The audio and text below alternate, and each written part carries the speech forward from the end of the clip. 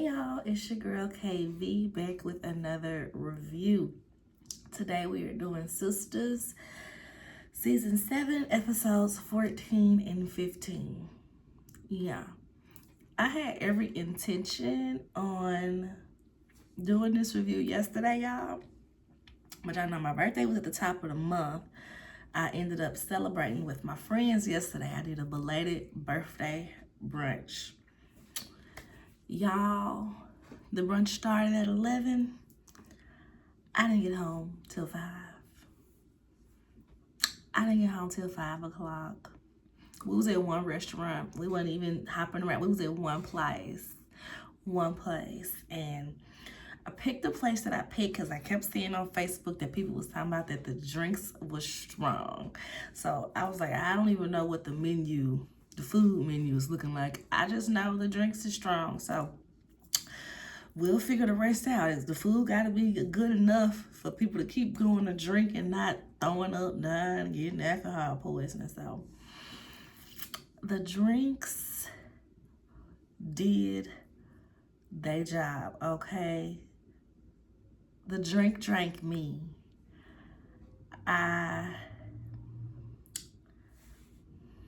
It was a time, y'all. I can't even drink today. I am drinking mango lime juice. It's one of them agua frescas juices. They be in the refrigerator. I'm drinking regular juice today because my soul cannot take no liquor today. The lady made me a birthday drink on the house. That thing had tequila, Hennessy, and something else in it. Y'all, I had a time. So that's why my energy levels might seem a little low, because I'm not necessarily hungover. I'm just, what Dustin be saying, rode hard and put up wet. That's how I feel. Like I've been rode hard and put up wet. But I ain't necessarily got no hangover. I'm just a little like low energy because I gave so much yesterday. But anyway, on to the review. Make sure y'all like the video, thumbs up me, subscribe to the channel, share the video with a friend, comment and let me know, because it's so much that done happened in these 2 episodes. So much, but so little at the same time. So we left off with Gary getting in Jordan's car, which always, stuff like this blows me, because it's like, sir, I didn't realize my books was visible back there.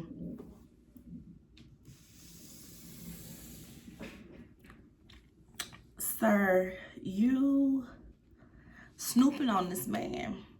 You out in front of his work building. You ain't got your doors locked, all your defenses down, and you're having a conversation right here about him in front of his building. And you don't even see him walk up. Gary gets in the car. Is that my old that you talking to? I said, Lord, I can't stand Gary. Like I said, I knew this was going to happen because Jordan is just not stealth at all. He should have hired somebody. He should have got, old boy, I'm having a visitor, should have got old boy to do this for him, because this just wasn't his thing. Mommy's working. Jordan is asking where Penelope at. And Gary is trying to talk about Andy, y'all. Gary, hey, Gary is just like, yeah, my life was filled with drama with Andy.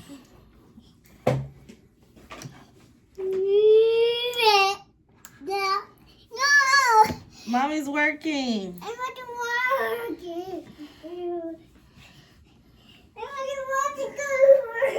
I don't want to go to work either. A girl after my own heart.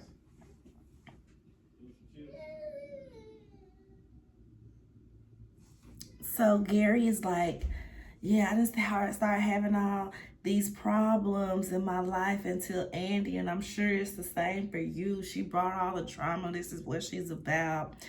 Gary Slick convinces Jordan that Andy is the problem and Andy might be responsible for Penelope being missing. He's like, you know, they were plotting behind my back. They didn't tell you, and maybe Penelope was telling her things about me and her's relationship, and it just set Andy off. And then no Penelope. We don't know where Penelope at.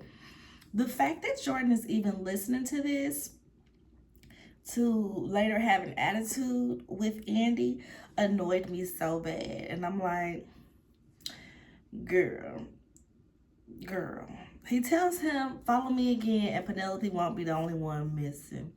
You would think that Jordan would be smart enough to like have a recorder on him, because you snooping around this man, you don't know what you're gonna hear, you don't know if he gonna pop up like he did. There should have been a recorder, because you know, stay ready so you ain't gotta get ready. Like I said, when he gets with Andy, he's acting all suspicious of her. He don't really want to talk to her. He's not really trying to kiss her. He's pissed that she was keeping these secrets with Penelope, because remember, they were trying to plan Penelope's escape. But Andy is like, listen, she didn't want me to tell you. I was respecting her wishes. Why would I have something to do with her missing? So at the salon, Pam is asking Karen if she's really okay with Aaron investing. Aaron stops by with some gifts, and Pam is like, oh, you trying me to go off for all of? And he's all excited. They go to the office to talk, because Pam don't know about the baby daddy situation at this point. He done got gender neutral stuff for the baby. I don't know. He got all this stuff, and I'm just like, why you bringing it to her job so she gotta lug it out home? Like, why couldn't you take this to her house? It just don't be making sense, y'all. It just don't be making sense. He also purchased some birthing classes for her, and she's like, what I need that for? He's like, because it's your first time having a baby, girl. You gotta know all the important information, how to labor, how to breathe, all this stuff. And she's like, ain't that what the internet for? She's completely turned off by it all, and it is so annoying.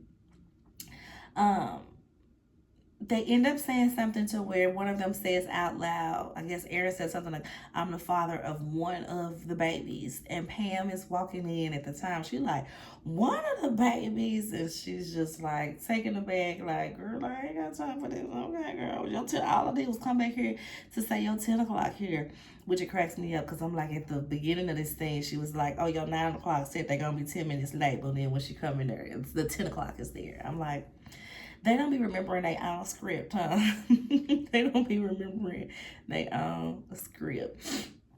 At the bank, Maurice is being childish. He's over there throwing pamphlets across the bank at the other co-workers. Just unprofessional per usual. Sabrina tells him about the 2 baby daddies. Maurice asks her if she found a sperm donor, and now he's in the bank harassing patrons for their sperm. He fine, girl. You selling your sperm? We'll pay for it. Just doing the absolute most. Later on, Sabrina gets a call from Karen, and they talking about hormones, because remember, Sabrina is doing these shots for IVF. So she's sending her hormones all over the place. Karen's like, wait till you really get pregnant, then it's gonna really be crazy. And Sabrina says, pregnant. So Sabrina says to her, yeah, I'm sure. It's got to be stressful since you got to deal with 2 baby daddies, huh? Karen like, girl, what you say? Sabrina said, oh, nothing. I think the phone tried to disconnect. No, girl, I heard what you said. So now Karen is, I can see her being, rightfully so, she's pissed because she wants to confront Danny, because she's mad that Danny told Sabrina. Sabrina was like, well, we friends. You was going to tell me anyway, right? So, like, what's the big deal? But Karen is just like, I told her not to say anything, and she couldn't wait to run her mouth. Sabrina's like, well, Andy knows too. She said, well, of course she does. I'm sure Fatima couldn't wait to tell her what was going on. So later on, we see Karen go to Danny's house interrupting her on the phone with her therapist, and she speaks her mind. And it was just kind of like, no matter if her anger was justified, the speech that she gave was just so delusional. I don't know where our friendship took a turn and blah blah this and blah blah that. And I'm like, girl, you've never liked Danny. The series opened with you being like, I don't know why you hang with her. I don't know why we have her around. You've never liked this girl. You just deal with her because they like her. So you just deal. But don't act like y'all was close and Danny did something. Danny said the only thing that's changed about me is my man and my hair color. Don't act like I done changed anything. So that cracked me up because I'm like, true. So at the airport, Tony was given this half behind apology, and he's got one little puny rose to give to her.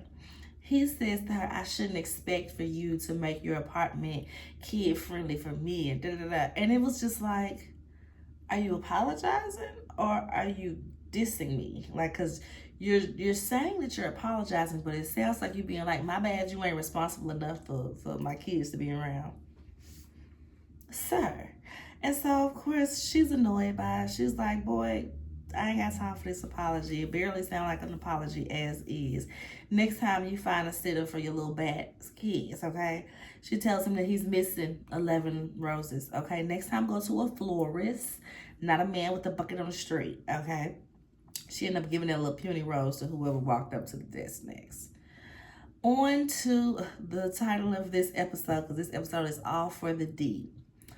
So the team is at work. She's over there meditating and everything, trying to bring good energy, but finds out that she got a D on her first paper in law school. So she is devastated, and rightfully so. She's been working too hard on being a mom and an almost wife that she hasn't had time to truly dedicate to her studies.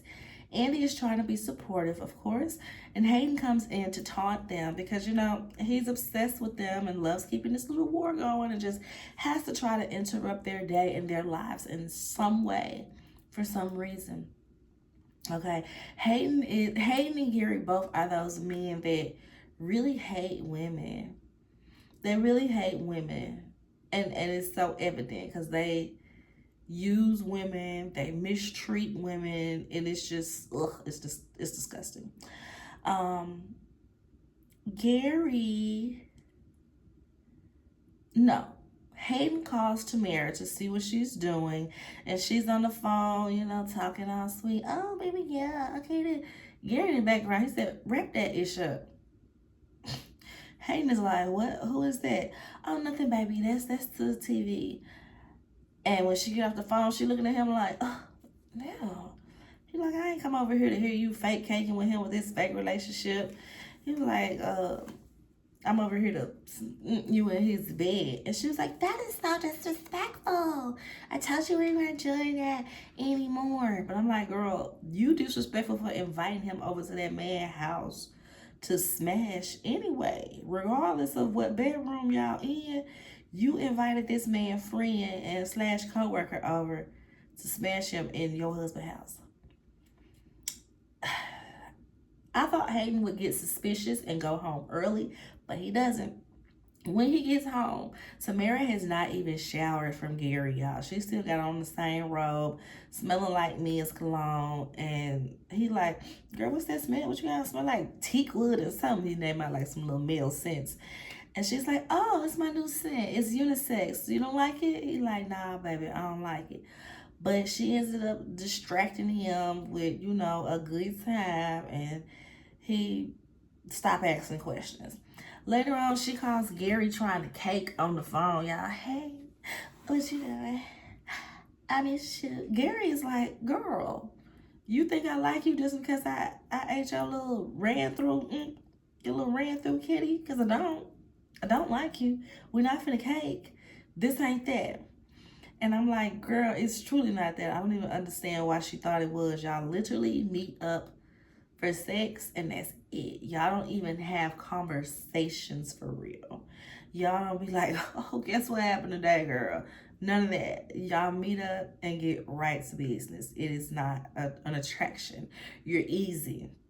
Okay, Gary tells her, "You seen my lineup? Like, you don't fit the caliber of women I associate with. Okay, you no." Mm-mm. She's mad and she's plotting on how to expose him. She said one little edit and I can expose him. As far as she has video that she takes every time they do the do. But my thing is, how you gonna expose Gary without exposing yourself? Hayden gonna be mad either way because you participated in it. But I guess we gonna see how that goes when it goes. Back to Fatima. When she gets home, Zach is talking about he left Michael's bath time up to her. Meanwhile, she's trying to tell him that she got a D, and he's just like, "Oh, okay, that's fine. I was the D king in high school," and da da da, just downplaying it and trying to make a joke of what's important to her, and it's super annoying. We want better for our sister Fatima, okay? She shouldn't be having to go through all of this. I truly think I would have left that man. He was all good and roses and sunshine in the beginning, but now he got a son that he done, have to take custody of because the mama ain't mad, ain't nothing.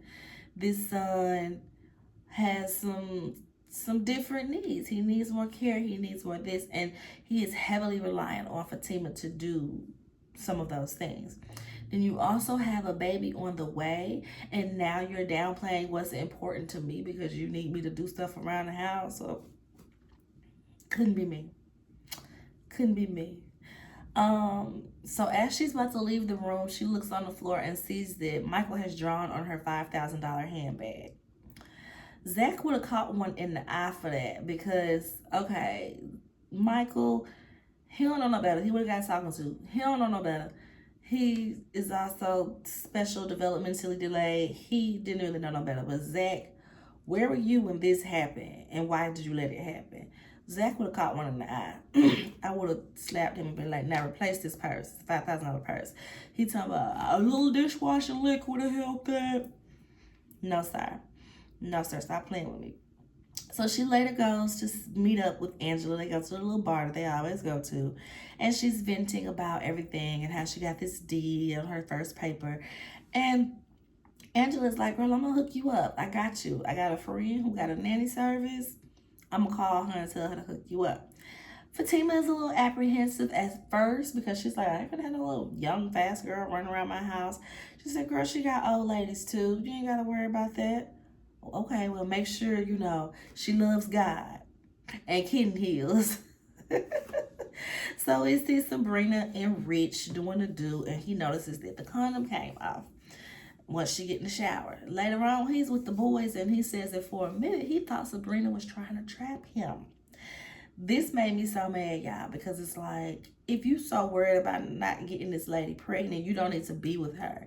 You know that she wants a baby. You know that she is actively taking hormone shots and things so that she can go through IVF.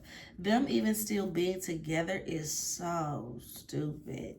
And we can tell that they're setting up the storyline of she's going to accidentally get pregnant by Rich, and then what is he gonna do? What are we gonna do? So he's with the guys, like I said, because he told them that he thought Sabrina was trying to trap him. They all like, "Dude, not Sabrina. That ain't her. Chill out." They all talking about their problems. Danny is like, Tony is saying, Danny mad at me. What Danny mad about now? He's like, "No, actually, it's my fault that she mad at me. I overreacted and, she mad." Jordan is still stressed about Penelope. They finna go to work out to let off some steam, but when they leave, the campaign manager is trying to plant a bug on one of the pictures, a little listening device. Jordan comes back, sees him, and was like, "What the fuck are you doing?"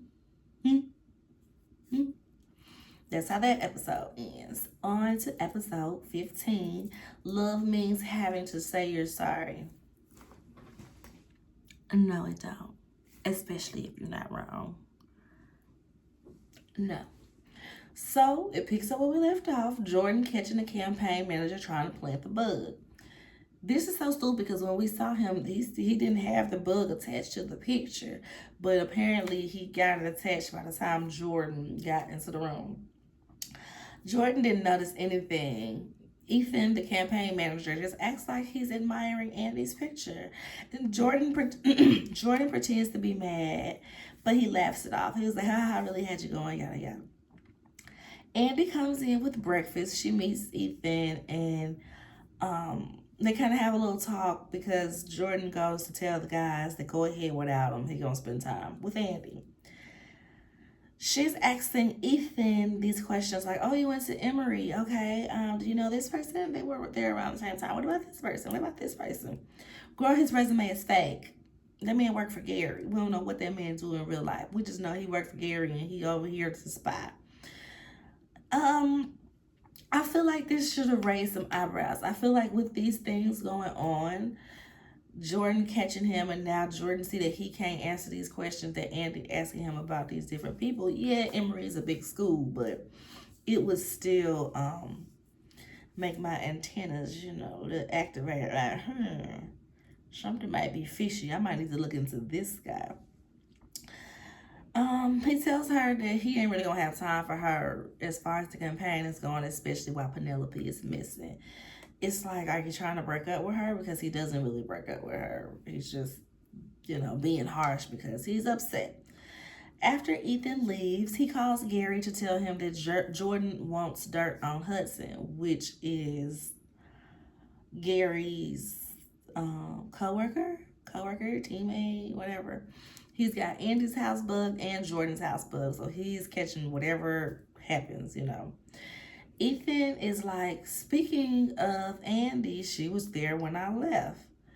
This creep Gary asks what she was wearing, opens up his pants, and is rubbing one out at the description of what she's wearing. He moaning all on the phone. What else she have on? What else she have on? Ethan catches this and he's like, yeah, okay, I gotta go. I gotta go. Because why are you this creepy, sir? It is a man describing what she got on, and this is turning you on? You're that obsessed with that woman. I guess so, because he was in the bedroom sniffing panties and carrying on. That's when I was like, Penelope, you should have known you needed to leave him when you caught him sniffing her panties. Like, and then he got the nerves to be like, "Oh, stupid weirdo. You're the weirdo that's masturbating on the phone with a man describing what your ex had on." That is weirdo behavior if we've never seen it before. So he calls Tamara trying to get some, and Hayden walks in while she's on the phone. She act like it's her auntie. He gonna tell her, "Don't be having people calling my house before 9 a.m. One, excuse me, and two, was that not her cell phone? You don't regulate what's happening on her cell phone. But then again, he paying all her bills, so whatever. She wants some, but he denies her. He's like, "We did it 3 times last night, and I got a meeting with Miss Marie." She's a little annoyed. "Oh, you always giving her attention. Oh, you always got." He's like, "Do you understand the commission that I will be getting? It's gonna keep your little keeping your little unemployed self comfy. So you need to be grateful. Throw out some shrimp. I want some gumbo for dinner." She calls Gary back and tells him that he gotta pay to play from now on. She sends him a video later on. They're texting. She sends him a video of them, and he is furious yet nervous. And I'm like, not Big Bad Gary nervous. He don't know what to do. He nervous. That kind of had me laughing. We see Zatima sending Michael off to school on a bus. Zach comes in sad because he's like, Michael isn't talking yet, and he wants them to take turns dropping Michael off at school. Fatima said his school is over 30 minutes away. We work full-time jobs. I don't have time for that. I'm already feeling law school, dude. Like, what? And it's the tone deafness for him for me. If you're that concerned, I forgot I'm dog sitting here. I'm like, what is this barking? My daddy dog. But if you're that concerned, make it your responsibility to do that. Because he's like, I don't want him to be getting teased on the bus, getting picked on. I just, I don't need that. Danny comes over to ask for advice on how to apologize to Tony. This annoyed me because it's like, you don't need to apologize. You didn't do anything wrong. You didn't do anything wrong.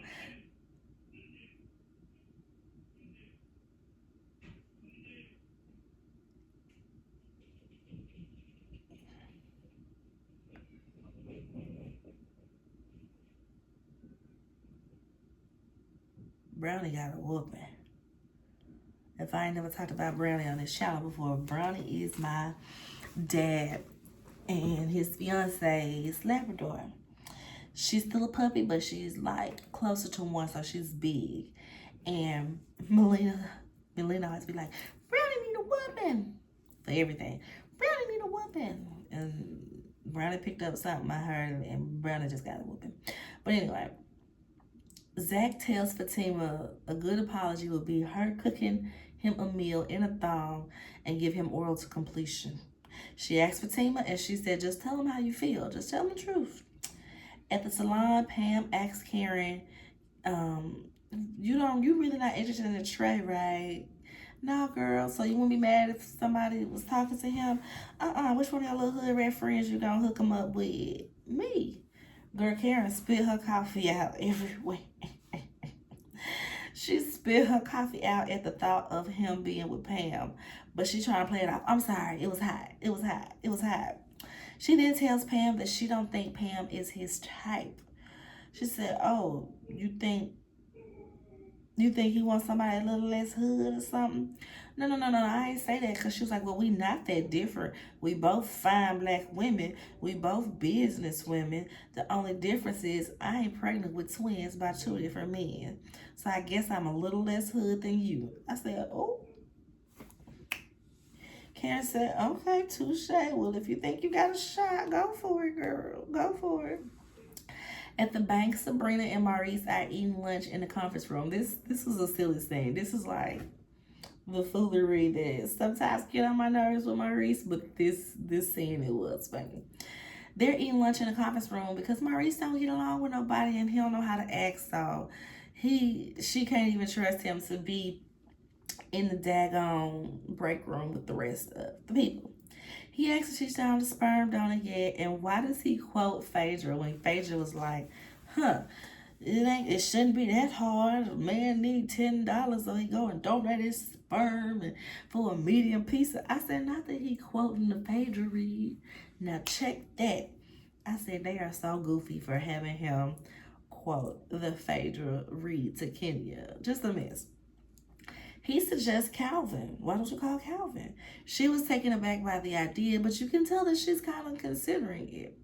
He said, free at last, free at last. We done found a baby daddy for that ass. I said, I'm so sick of him. We shall get some calm. And he is just full blown, he goes into his thong and can't nothing stop him. He in there doing all these runs. She just ends up walking out on him like, boy, I'm not gonna play with you. She runs over to Karen's salon. Oh, let's go to breakfast.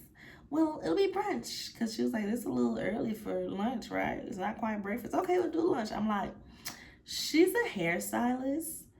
She's booked through the day. You know good and well you can't just go grab her from work and go out to eat because you need help. You need advice. And so she's like, girl, what is this about? I got to work. We're booked solid. That's a good thing. I'm trying to rebuild my shop, girl. She said, well, would you let an ex impregnate you? Karen said, well, I let 2 of my exes impregnate me. So why are you asking me this? And she tells her, I'm thinking about having Calvin as my sperm donor. Pam says, the yellow nigga who was wearing women's drawers? Karen said, you need to stop listening to my conversations. I'm tired of you, Pam. Later we see Hayden, I was going to say Handy. Might as well call him Handy. Hayden and Andy in their meeting with Miss Marie. And Hayden gives her a file of all of the assets that her husband is hiding. Andy one-ups him, like, oh, you missed something. $75 million in NFTs that he was hiding. Hayden,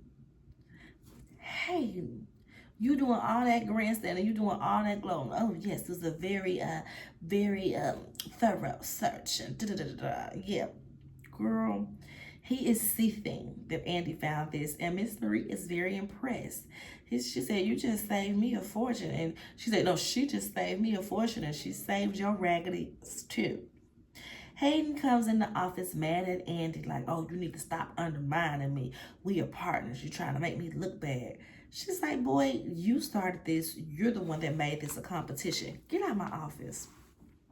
Later on, when Fatima gets to work, they have champagne to celebrate. But Fatima is like, I don't think we should celebrate too soon because he's sneaky. He always, got something up his sleeve. He probably plotting right now. She said, "Girl, we gotta celebrate every win, okay?" I said, "That's real." Later on, Jordan comes to apologize, and he brought her dinner in like this tiny little bag. And I'm like, what dinner is in this bag for the two of y'all? The bag couldn't have been big enough, but for like, when you go to Chick-fil-A and you get a chicken biscuit, it was a chicken biscuit bag. Like, one meal can barely fit in there, and you saying that you got dinner for both of y'all? It was annoying. They should have had him with a bigger bag. It just be the little stuff like that be annoying me because it don't make no sense. Danny goes to her boo office. She trying to apologize, He's still being a little sourpuss, which blows me because it's like, you apologize to her because you yourself said that you were overreacting.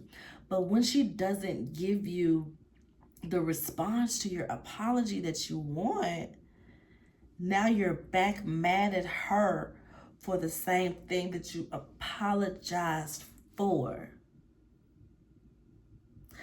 Make it make sense. Make it make sense. So she tells him that she went to Zach and Fatima for advice on how to apologize. He said, "Well, what did they say?" She tells him, he said, "Zach is your best friend. Zach, that's your best friend. Yeah, roll with that." So she about to do what Zach said, or at least half of what Zach said. And somebody walks in. She's like, "Who is this G.I.J. looking?" "Oh, I'm his wife." "No, ex-wife. That's my ex-wife." I said, "What? I hope you're here to come get these kids." That's the first thing.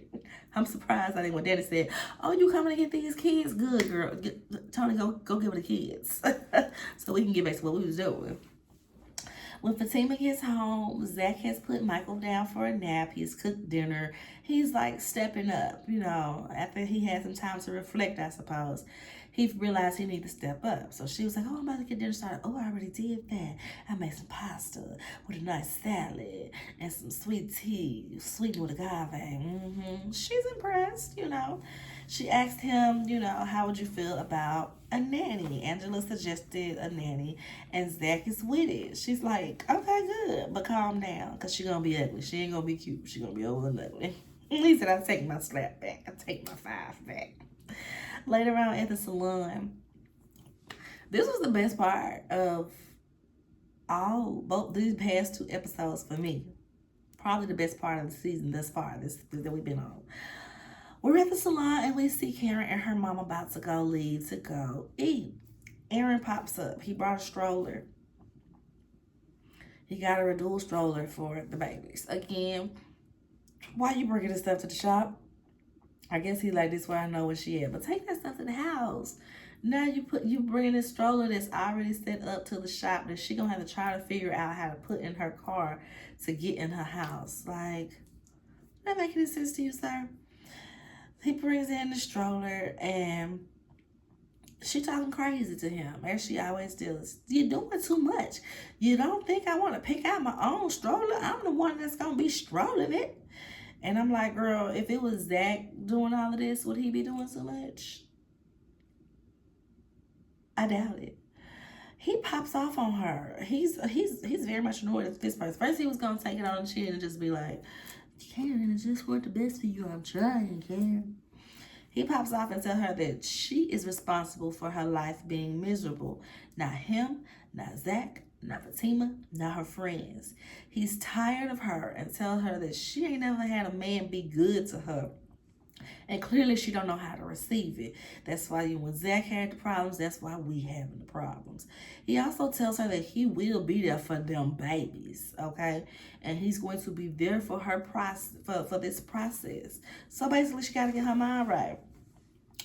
When he leaves, the mama is like, if you use half the sense I raised you with, you will listen, you take into consideration everything he just said. I said, I'm so glad her mama was there for that, because if her mama wasn't there for that, she just would have took that as Aaron being mean and, oh, he's so rude, he yelled at me and all that.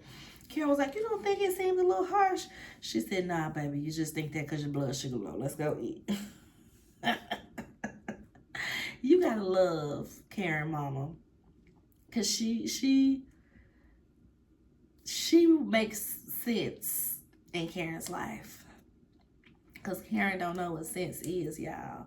So that's how those 2 episodes went.